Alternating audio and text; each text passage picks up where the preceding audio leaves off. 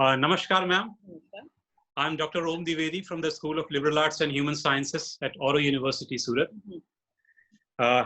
Welcome you to this two-day online international conference on imagining the post-coronavirus world.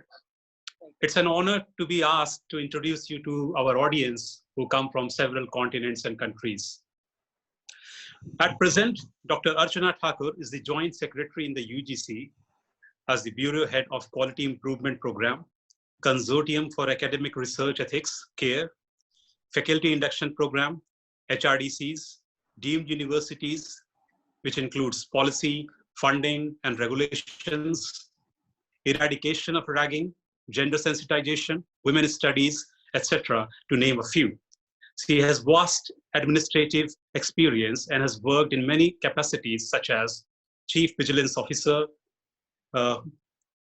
e-governance project, SWAM, MOOCs of Digital Indian Initiative. She had also looked after Central Universities, State, Private, and Deemed Universities Bureau. Dr. Archana Thakur is also the Distinguished Professor in Food Processing and Preservation Technology at Avinashi Lingam Institute for Home Sciences and visiting professor in Chanakya National Law University, Patna. She had been the President of India Visitors Nominee for Tripura University. We welcome you, ma'am, to this online conference, and I hand this over to our Dean Academics, Professor Rohit Singh. Thank you, Dr. Dwivedi. Very good evening, ma'am, and a pleasure having you virtually onto this two-day international conference on imagining post-COVID world. But before I start, I see Honorable Vice Chancellor Professor Rajan Velukar, sir, if he would like to say a few words. Velukar, sir. Very well. I'm eager to listen to her. Okay. Hi, madam. How are you? Hi, good afternoon. Yeah, I'm good. I just logged in just to listen to you. Oh, thank you so much. It's my pleasure that you've invited, and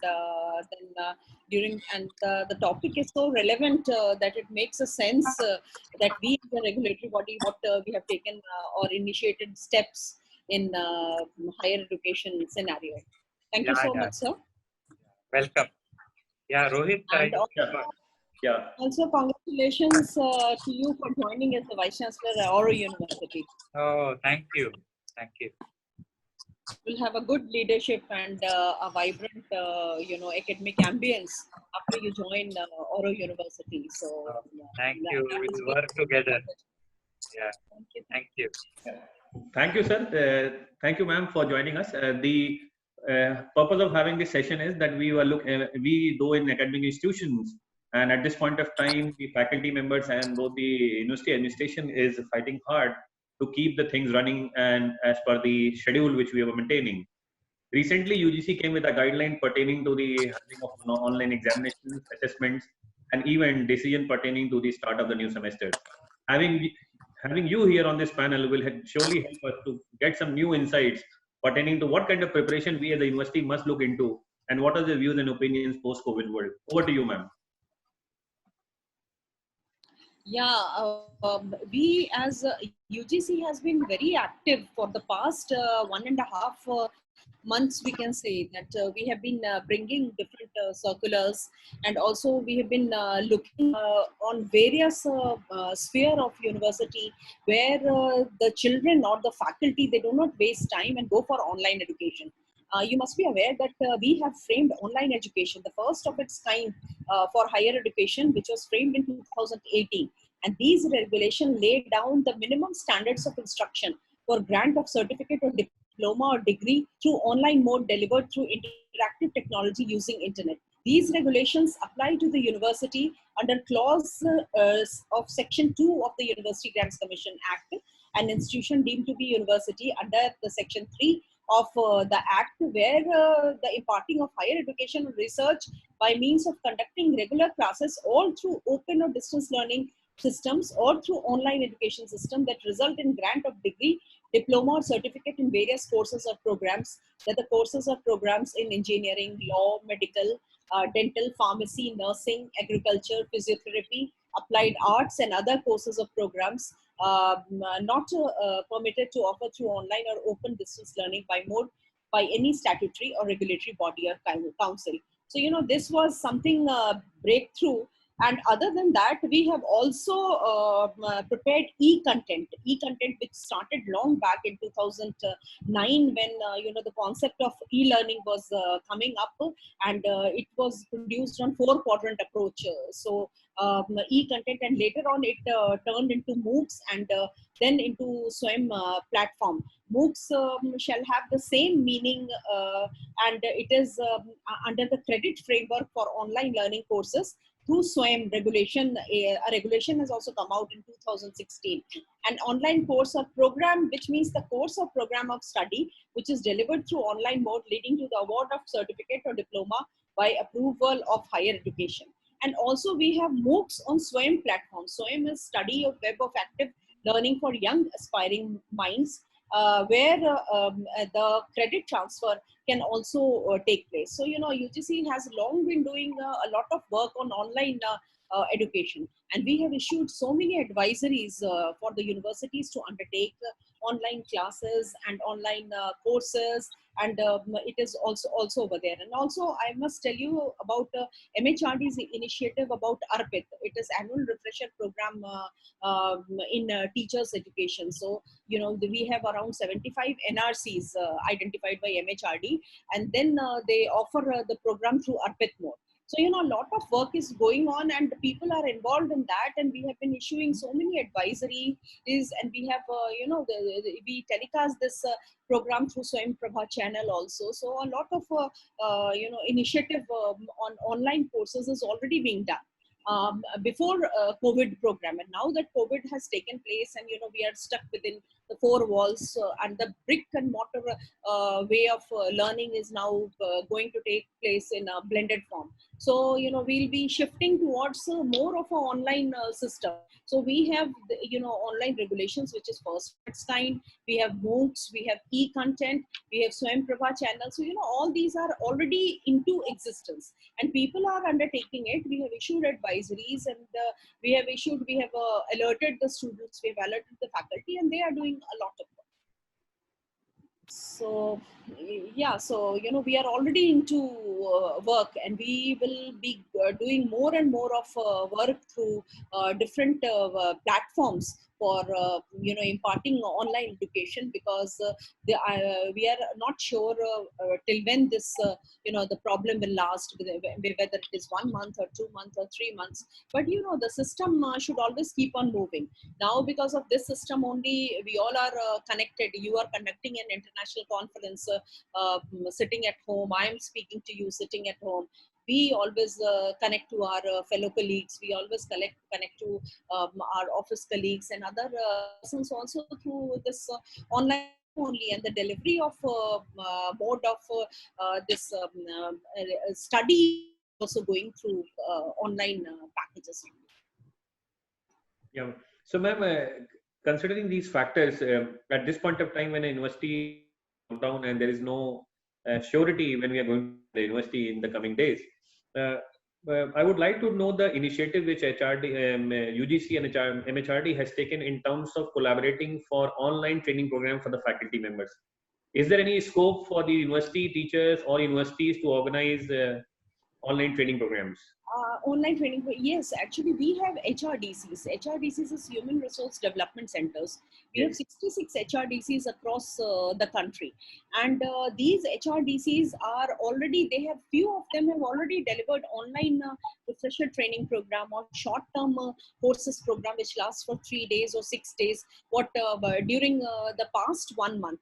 And now we have a very good committee constituted by Honorable Chairman of UGC, and we are looking into how to impart this training to the faculty so that there is no loss, and it is through online mode, because all you can understand that all the HRDCs or all the universities in the country do not have the same infrastructure what the universities, central universities have, or the universities which are located in metro they have. On outskirts they might be having some problem of internet or other things, or some they do not have a online mode of delivery. So we are coming out, we have a plan to come out with a system which is even for all. Imparting this type of refreshment orientation course, because the show must go on, and we have to think of a long-term solution rather than a short-term solution. And without of the teachers, because this is also very important for their career, because as you know that their promotion and everything is time bound, and since this event this type of problem has happened globally, so we cannot wait that can hamper somebody's career or somebody's progression. So we are definitely looking into how to go for online mode, and we will come out shortly with that online program and online mode to impart these trainings of a refresh course or orientation course to the faculty. Okay, and there is a question that one of my colleagues recently completed a refresher course through Arpit. And normally, if you see the refresher course and orientation program, which is being done by the university academic staff colleges, so those refresher course and orientation course, they are done 1 month or in a gap of 2 years. Question is, if a person who is doing an Arpit course, what is the equivalence which we will assign in terms of considering them during the promotion and the other things? What is the equivalence you suggest to us? Arpit has got equivalence from us also in its, Arpit is a program which is run by MHRD, and our HRDC is also involved in that. In 2018, we had 18 HRDCs out of 66, which were running this Arpit course, and the examination and the course and everything was going on. So they conduct examination, and equivalence is given to them also. And we conduct refresher and orientation courses. Now, gradually the orientation we have developed for orientation program, we have developed Guru Dakshata. This will be imparted to newly recruited faculty, and it is available on our website also. Everybody can see that it is very well structured 10-module program, which can be given to all the faculty. So it is up to the faculty. If they take Arpit also, then the equivalence we have given, AICT has also given, and and they can take Arpit course online. The only thing is that the Arpit is online, and what we are doing at HRDCs earlier, what we were doing before COVID, it was through interaction, direct mode. So they used to come, they used to stay, they used to attend the lectures, and then it was for 3 weeks or 4 weeks as designed by the particular HRDCs. But Arpit has got equivalence, and we have the circular regarding it on the website, and MHRD has a special web page for Arpit, where all these equivalence is already put over there. And if some person in particular has some problem, then he or she can just contact, and then we can help him out to get sorted with this equivalence problem, right? Okay, ma'am. And one more question, ma'am, which is related to the sessions which are going to commence from August and September. Right. These just a thought from your side. What if suppose this lockdown get extended even in June, and then most probably this opening will be shifted to October or maybe that. So all this process of starting a new semester or completing a semester will be again get extended. So in that case, what kind of preparation which the universities and the institution have to do in order to counter these scenarios? See, this, I must tell you, this COVID crisis is inevitable. In Delhi, yesterday we had maximum number of cases, although we are taking the, best precaution what is possible over here. So one is not sure how long it will take. So in case of, any problem or any, this type of situation where everybody is locked down, so one has to be prepared that it might get extended, and people must take care by themselves. The universities must make preparation that if it is going to extend, then what type of courses they will offer and what preparation they will do. We have come up with a very beautiful examination guidelines, where it is our guidelines are advisory in nature, and it is upon the universities, because universities are seat of learning, and we consider universities as autonomous bodies. So we have and we really worry, and we are really concerned about the students and the faculty who are at the receiving end, because the administration, university can run, and things can go on. So the preparation has to be done in accordance with UGC guidelines, and definitely UGC will come up with some or the other advisory. If it is extended, then what to do, what to go about. I will suggest all of you to go through the examination guidelines, which is very well crafted, and it came just initially this week. So all the institutions should go through that, and then they plan something which is up to 30th of September. And if in any case it gets extended, because we don't know what is going to happen tomorrow, so we should be prepared for the future also.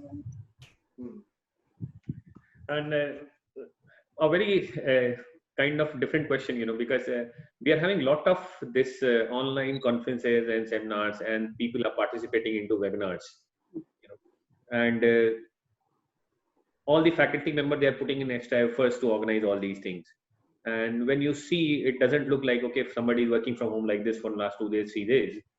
But in future, when we are looking for blended mode of learning, to what extent do you see that UGC is trying to incorporate that all those orientation programs for the new batches, which normally universities, IITs and all they do, can they start on online mode, and once the orientation program ends, then they should come into the campus? Any thought on that? See, the thing is, I told you that we are planning something for because now we all are locked down and the show must go on. So we are planning something that the common platform should be available, so that everybody comes on the same pace and then gets the same mode of delivery. Because you can't travel, you can't go anywhere. So this is something which is the whole globe is facing. So this is the need of the hour, and then we are very much concerned. We are looking into this, and then give us some time, and then we'll come out with a good platform which can be utilized. Online mode can be utilized, and I think the teacher and the students also, they will have no problem, and they will benefit from work from home. See, this has one advantage also. There is no traveling cost involved. There is no hassle. Even for the meeting, if I have at 3:30, so I can manage at 3:25 also, because getting into internet and everything, it is like something which is hassle free. If you have to go out, you have to travel, jams, and going and interacting, definitely it has a face value that you're doing. But since the situation is completely locked down, and this is also yielding results, like we are earlier a couple of years back, people used to say कि नहीं online system नहीं चाहिए, हो ही नहीं सकता है. It was something like a survey is also there in US, that they said कि only 18% had confirmed that online will be viable. But now it is like more than 95% are they have their they can't say no कि बिना online होगा ही नहीं. So things have changed, things are changing, and then it is for a better scenario only to have the online system into existence, and then one can go along. Okay. And there's a question from an audience, Mr. Bhavesh. He's asking, is it necessary that there should be a gap between orientation program and refresher course? See, the thing is, there is actually you can do in 1 year, you can do one program or something like that. The universities have put over there. So consecutively, the problem is there that they don't get frequent leave. Because the completing the syllabus and other things are also there. So on the other side, the administration also tells कि हम बार-बार छुट्टी नहीं देते रहेंगे.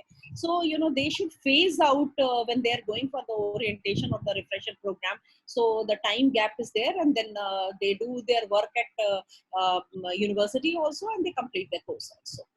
Okay.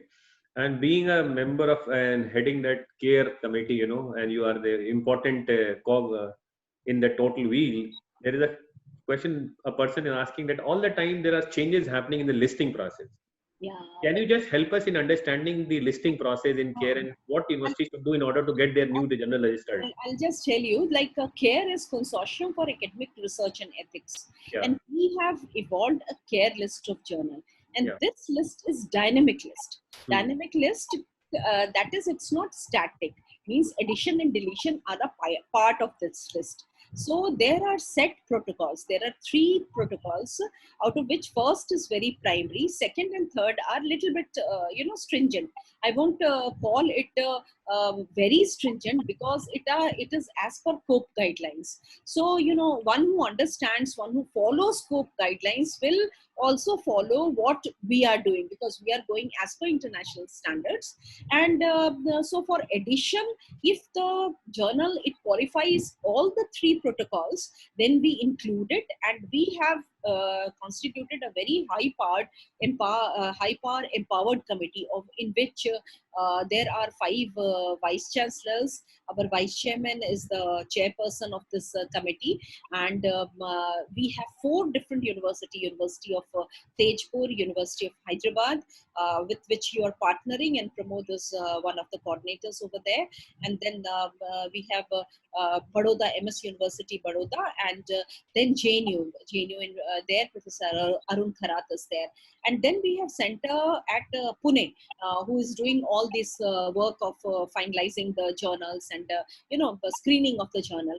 So these 3 protocols are meant to make the journal qualify for the list, and we delete it from the list if we get any complaint. Like, complaint is something which is the fake impact factor or something, like, this is a process which we get, and then we verify it with our credible sources whatsoever we have with us, and then taking due approval from our empowered committee, then we remove this journal. So, and you remember, this journal is updated 4 times a year, and the dates are also final. That is on 1st April, and then the second one will be on the 1st of July. The third one will be on 1st of October, and the fourth one will be on 1st of January. So, it's a quarterly removal updation process of care list of journal, and the qualified journals are there on the list.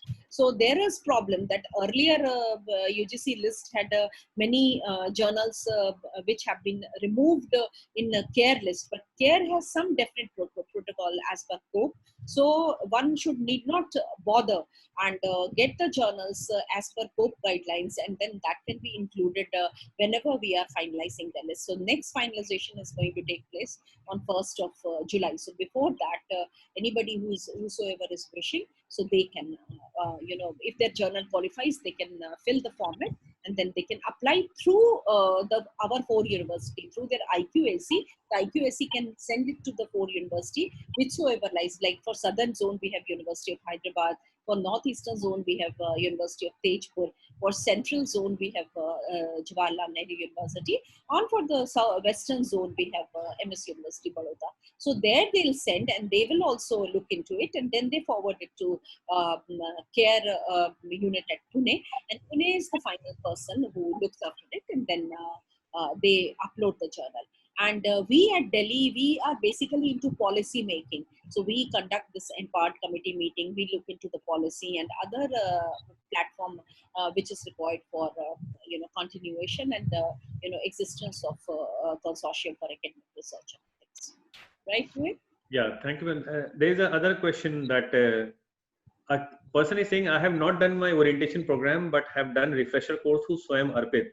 Will it be counted once I complete my orientation program? Orientation, yes, Arpit is counted. Actually, he needs to have that letter where the equivalence is there. So please ask him to see that Arpit web page. So because that evidence he should have, because some confusion is, I think the person is having some confusion, or ask him to send me an email so that I can send him the equivalence letter. That will be beneficial for him, right? Okay, thank you. And then there's the other question that in terms of the listing which is being done under the care, you must have your own specific process and procedures for putting journals into. But suppose a candidate who has published 5 papers in the earlier journal which was listed on care listing, and later on it has been taken out, whatever observation you have done. So what is the procedure for him to get his paper counted into his API scores? Any process? The thing is that he is in care list of journal, and it is removed later on. So, and he has published within that span of time. So he can claim that it was over there, and then he can show that he can keep the evidence with him. One thing is that when it is published, one can keep the evidence and show it to the committee, because CARE has credible list of journals. Yeah. And if you have published the paper, you take, definitely you'll see that whether it is in CARE list or not. And you keep a record with you, you keep a snapshot, you keep a record, and then that you can produce to your committee, which is looking into screening committee. And then I don't think so there will be any problem. And if it is removed later on, see, removal doesn't mean that it is completely gone. Maybe there is some problem which has come up, somebody has pointed, or there are some gaps, and if that gap is fulfilled, it can come back again. So completely usurping of journal is not there.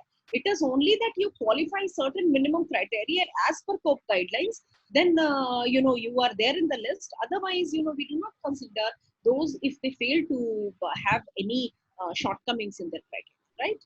Yeah.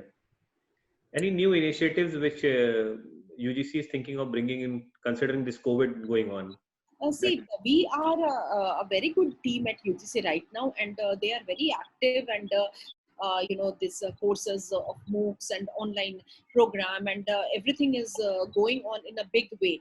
And they are also popularizing it through different audiovisual media, through advisories, and through through meetings, and everything they are doing. And people are like, now we will work very extensively and exhaustively for HRDCs for this orientation and refresher program, because this is very important, and we have to go a long way forward, because times have changed, and this is a very problematic situation for everybody. So nobody should be under stress. We have issued guidelines for the students who are in the hostel, that they are stress free. For the faculty also, how to go for the online courses, and how to keep them busy during this lockdown period. So UGC has always been, and just now with the committee was constituted to look into examination reforms. So they have come up with beautiful guidelines, which is very crisp and very prescriptive and concise, and that has been floated to all the institutions. So that is also in a way that it is acting like a very efficient regulator this time. So in this lockdown also, we all are at work, we go to the office, we are working from home. So we are working for the higher education scenario all throughout the country, right? Yeah. Any date for online program by this HRDC to start? Any prospective? Online program, actually few NRCs, which are HRDC only, they have reported that they have already done online program.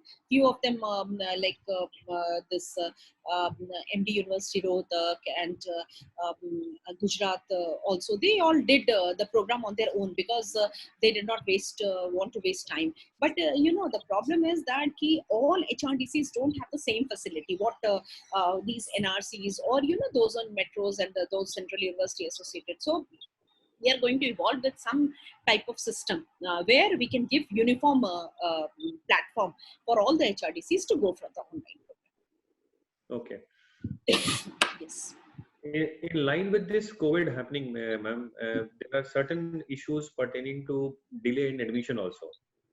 So that delay will definitely lead to late session going to be started for us. See, Rohit, the delay is around the globe. In US, you all know that all the session starts from September. Here we start from April. So first is health, then is anything. So first you have to keep yourself secure, which is very important. And definitely when you are in house, you have to keep yourself absorbed and occupied, and be into work, and all those important events are there. And if we have given our admission and examination guidelines till 30th of September, wait and see till 30th of September what happens, and then we'll go forward with it. Because this is something which is a pandemic. It is not only the case of Delhi or Surat or Hyderabad or any localized area. So some collective decision will be taken, which will be in lines, and it will fall with all the students' future and with the education community as well. Thank you, ma'am. Now there are no more questions. If you have any suggestions for the university. Rohit sir. Yes, there sir. is a question from Professor Pramod Nair. Yes, please. Archana ji, hello. Hello. Yeah. Good Am afternoon. I audible? Yeah. Yes, you're audible. Yeah, right. It's by way of a clarification on the point you have made. 2 questions around care. May I go ahead? Yeah. Yeah. Roji, can I? Yes, sir. Please go ahead. Right. Yeah. The question about the journals, yes, it's dynamic as a list. It's not static, as Dr. Thakur pointed out. The updating is required because the nature of the journals also change. Yeah. And there is a reason why it has to be that way. Otherwise, we do not want a journal that has been taken out to remain out, but we would like them to all improve and get into our lists. Yeah. There are 3 sets of protocols, as Dr. Thakur pointed out. Only the first one is made public. The second and third are not to be discussed, like all examination juridical matters. Okay. So that is under wraps. Okay. And it goes, as she said, the Center for Publication Ethics, Pune, which does a lot of verification. So the process is very rigorous, as Dr. Thakur pointed out, and it takes a lot of time. So for people who are worrying about journals not being there, you will just have to have some patience. As Archana ji has mentioned, there were thousands and thousands of these kinds of journals. Yeah. So to scrutinize each one of them based on protocol requirements takes time. Yeah. So when people send in journal requests or queries and they expect immediate responses, we have to say that it can't be done so quickly. We are nodal centers for CARE South Zone, as she said, and we work with the UGC's teams on this, and it is enormous. I mean, people who are sending in these queries have no idea about the workload Archana ji cell has and we have. We receive upwards of a few thousand journals every quarter, which have to be scrutinized. And some of them come with incomplete data. So we get back to them to find what the data has to be. It has to be verified, because there's a difference between a claim and a substantive claim. So tomorrow, if a journal comes in making all sorts of claims, those have to be verified. That takes time. There are print-only journals which also have, we face very great difficulties in tracing and tracking where their data has to be found. So the protocols, if people are asking, we are sorry, but those can't be made public. The first one is there, as she said, it's up on the website as well. So regarding the assessment of previously published work and all that, instructions have been sent out in the form of public notices. Archana ji will remember last September, I think we sent out one about this, and it instructs Vice Chancellor, screening and selection committee members on what to do. That it's an absolutely unambiguous statement about the journalists. People need to just also be sensitized to the fact that rather than publish bad work, it is better not to publish at all. Yeah. And India has finally overtaken China in one thing. We are the largest contributors to predatory journals in the world. The largest number of predatory journal articles come out from Indian academia. So there is a serious problem of where our research is headed. And Archana ji will say, can say several things. But yeah, I thought this should be an interjection I have to make. So thank you, Rohit ji. Thank you so much, sir. Thank you for your valuable suggestion. Thank you, Pramod, for really guiding us, because he has shouldered the responsibility for the southern region. region of India. And then, he's very right that thousands and thousands of journals are there, and each journal has a query. So, it's a Herculean task, and it is very sensitive, and it is very important task, because, publication is an integral part of, academic person. So, Rohit, it's a big job, and then we are really doing it very carefully, and with all good guidance of our empowered promoters over there, and his valuable guidance is also always us, and we all work in a team for this. Thank you. Ma'am, I have a question. Yeah. Yeah, I'm Om from Oro University. I have a question about this new education policy. Do you have any idea when it's going to be implemented? See, the thing is that I just read this news yesterday that Prime Minister had held a meeting on and where he discussed something about the new education policy. So, it is something which the higher ups have to take a call. Whatever was on our part, we have already done. So, whatever happens, because, we are into the system. So, jab bhi jo bhi hoga, so everybody will come to know about that. So it was in news yesterday. You can see there that Prime Minister has taken a review in this lockdown period also. So, equally the government is also concerned about it. So more you'll get inputs over there. I don't have it right. Thank you so much, ma'am. Thank you for your valuable time and information to us through your talk. I hope the participant must have benefited out of it. And looking forward to have you more often when this lockdown is over. Looking forward to have you on the campus to have a session with you. Thank you, Rohit, and your team. And really, I'm really glad that you gave me this opportunity in such a short notice. Yeah. And wish you all the success, and go ahead with good and happy ending to this international conference, and do more and more conference. And God bless you. Have a nice day. Thank you so much. Thank you so much. Thank you. Pleasure having you. Yeah. Bye.